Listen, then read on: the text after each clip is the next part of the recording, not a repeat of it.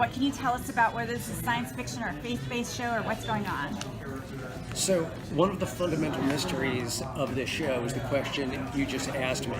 Our two heroes at the center of the show, Ben and Michaela, brother and sister, will represent, among other things, the voices of the debate about the mystery of the plane. Was this a scientific phenomenon? Is it a supernatural phenomenon? Is it faith-based?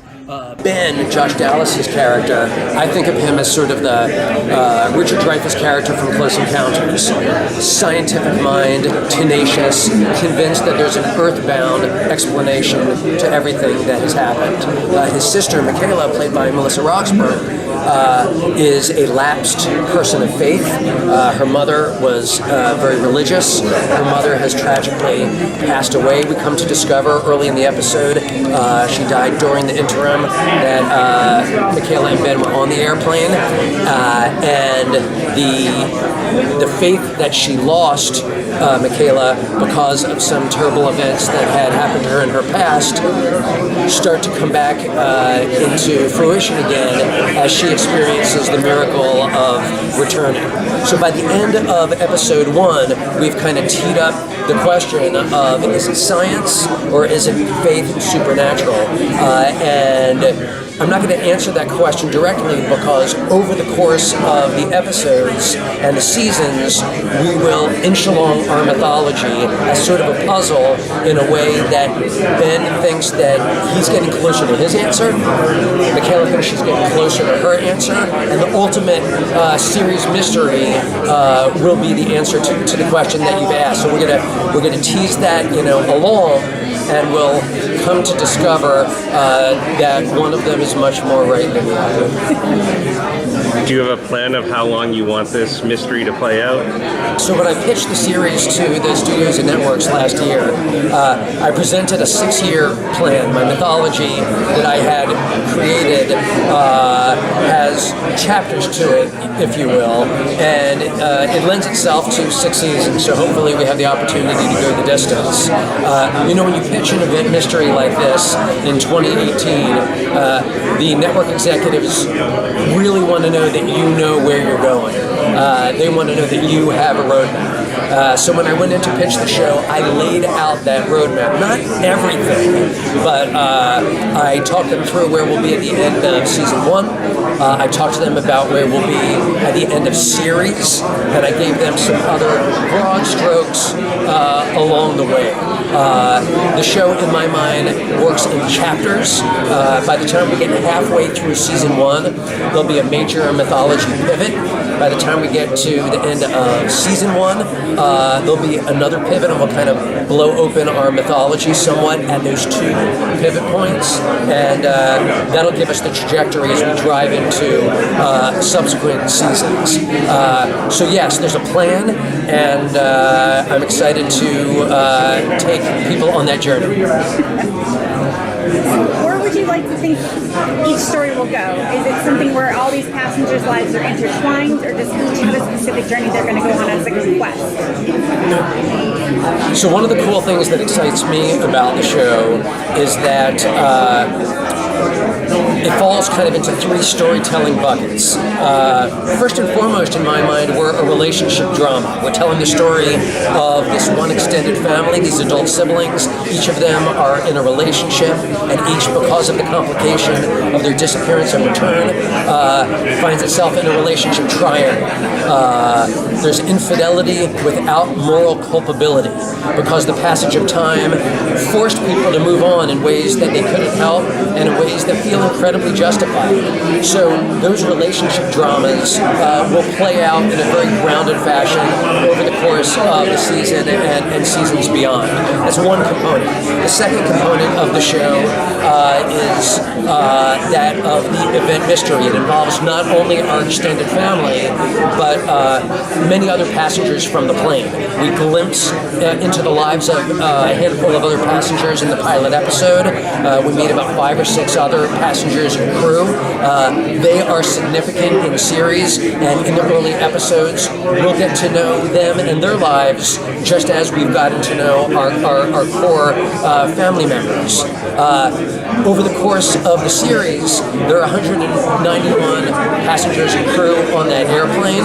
Each one of those people has a story to share, and it's my goal to get to as many of them as possible. To answer your question, many of their lives will intersect, intertwine in surprising ways that touches both on the investigative aspect of the show and also on the spiritual side of the show. I referred to 3 buckets. One of them is that event mystery. One of them is the relationship drama. The third is that there's sort of a procedural component to the show. Each week there'll be a closed-ended mission, if you will, that wraps up each week, even while the other aspects of the show are serialized. And those mission-oriented procedural stories also will draw on any number of passengers from the plane. And we'll find that each and every one of them takes on an unexpected, pivotal role as we go from mission to mission, episode to episode. Is there a specific relationship or thread that you were most excited to unpack?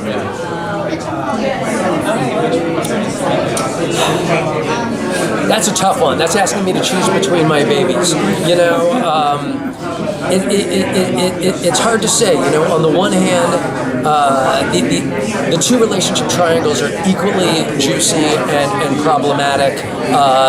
That involved new romances, new lovers, and a person who hadn't been a person who had been left behind, having to choose between a past relationship and a present relationship.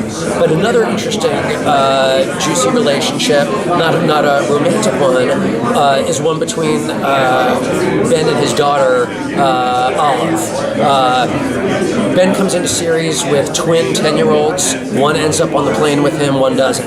When he comes back, one of the twins has grown a lot older.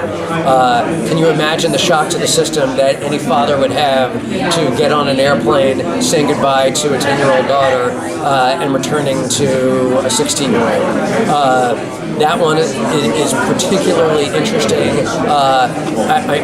I think particularly unique, and it presents a really interesting challenge for Ben's character and for all of his daughter.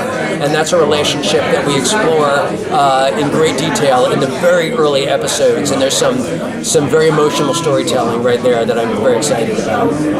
How much of the overarching plot can you actually share with the main character actors? I talk with the actors in broad strokes about where they're going emotionally. They came to me very early on and said, we don't necessarily want to know everywhere we're going. Well, they made the point that I think is an interesting one, that as an actor, it can be helpful to their process not to know where they're going, so that they're discovering it in real time, especially because that search, that exploration for the answers is so fundamental to Ben and Michaela's journey in this series that not knowing, I think, will help their performance, or so they said to me, and that, that's fine with me, because I think it'll be exciting for them to discover the mystery week to week. I suppose I've spoiled for them somewhat emotionally what they can expect ahead without necessarily offering tangible details, but it's an ongoing conversation. We're on set every day together, and things slip out. But I'm trying to hold on to it as much as possible, and as long as they don't make me walk over the coals, I'll keep it to myself. There's been a lot said that this show could be like another version of Lost, but I don't know if it is or not, because I'm not sure if it's going to be flashback based. It seems like a lot of the interactions all in the current time. Is there going to be that kind of tie-in with the past flashbacks? First of all, what an honor to be compared to a show like Lost. I should be so lucky. We all should be so lucky to have the longevity that show had, and to generate the excitement that show had. And it very much has, inspired the mystery that I'm trying to dole out in this show. There are similarities, and in fact, you referred to the flashback component. Flashbacks are, in fact, a component of our show.